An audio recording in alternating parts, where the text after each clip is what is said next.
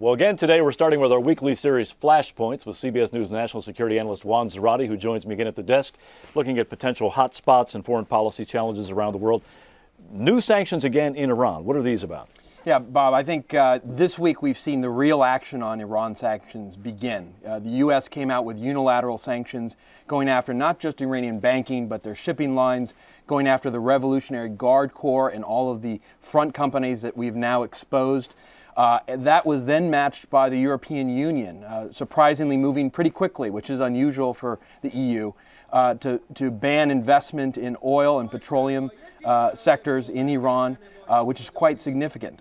So these are real sanctions with some teeth. These will have teeth, and in some ways, the UN sanctions, as I said last week, were really a bit of a hollow victory. But what it did really was it set the table for these sanctions. It allowed the Treasury Department, which has been building these up over time, waiting for the trigger, to be able to then unleash these sanctions. What this will do is not just expose Iranian fund companies and put additional pressure on via the banking system. This now allows the private sector to do what it's been doing over the last 2 years, which is to start withdrawing from activities with Iran, and it will start to hurt. And we're already starting to see, both from some Iranian sources and others, talking about a little bit of worry within the regime, because these are going to start to bite a bit. Even though they publicly come out and kind of poo-poo them. Yeah, they would naturally poo-poo these publicly, but I think this is going to start to hurt. Now, the grand question is, does this change the regime's calculus with respect to their nuclear program? I don't think anyone is wholly confident that that's the case, but at least sanctions could perhaps slow their progress, could build some fissures within the regime that might exist, and maybe buy some time. The one thing to watch, though, the Russians were not happy about these sanctions. They saw these as unilateral. They saw them as beyond the scope of the UN deal, and so the Russians were not happy. The Chinese as well may be waiting in the wings to fill in the gaps with some of the investments that may now be withdrawn.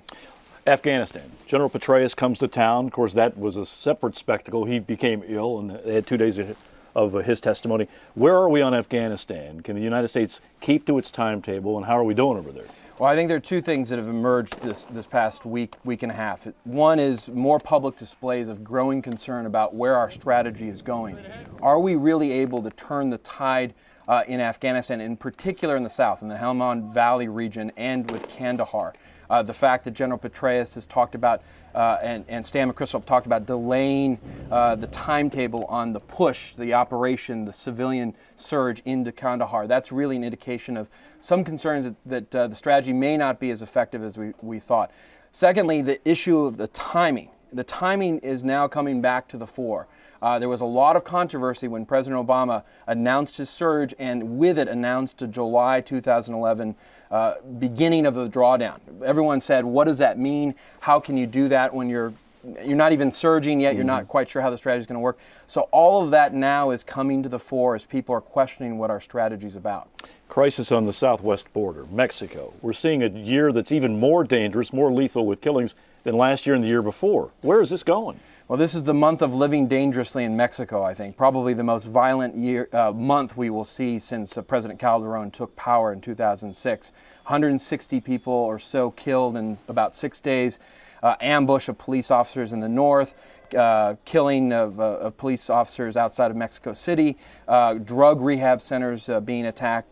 Really a violent month. And what it's done is it's sparked a debate outside of Mexico and within Mexico as to whether or not the strategy that President Calderon has embarked upon is really working. The strategy of trying to dislodge the power of the cartels, replace it with some semblance of good governance, and to root out corruption. And so President Calderon has now gone on an all-out offensive to defend his strategy, defending not only what he's doing, but also laying some blame on the U.S., saying the demand comes from the U.S., you've got money flows as a result coming south, feeding the cartels, as well as armaments that come across the border that really allow these drug cartels to fight the police in a very aggressive way. Does this violence abate anytime soon? It seems like it's just on an upward trajectory.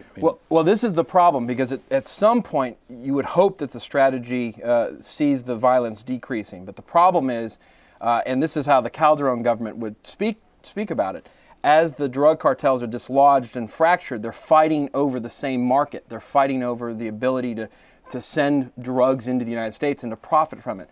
that has created a lot of violence. In fact, the Mexican officials will tell you that they think about 90% of the violence that has occurred over the last couple of years has really been gang member on gang member, drug cartel on drug cartel. And so I don't see the violence abating anytime soon, in part because the drug cartels are still being fractured. They're still trying to figure out who takes over these markets.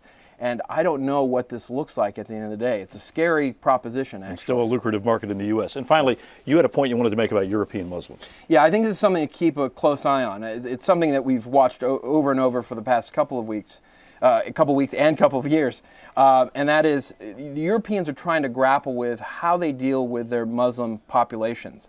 And in part, this is manifesting itself in laws and restrictions that are starting to emerge on the manifestation of Muslim identity.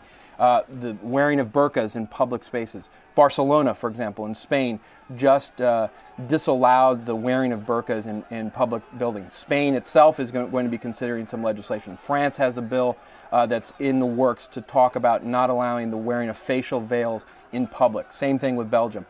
This is an ongoing issue, in part because of the perception of what it means to be Muslim in Europe, whether or not Muslims are accepted in Europe. And you add to that other votes like in Switzerland, where they banned the construction of minarets for the call to prayer, for Muslim prayer. And so this is a big issue, in part as well because Europeans are dealing with a demographic issue. They're getting much older. Their younger population and the growth in population are actually coming from immigrant communities. And so it's creating social tension and social dislocation. All right, Juan, thanks very much. Thank you, Bob.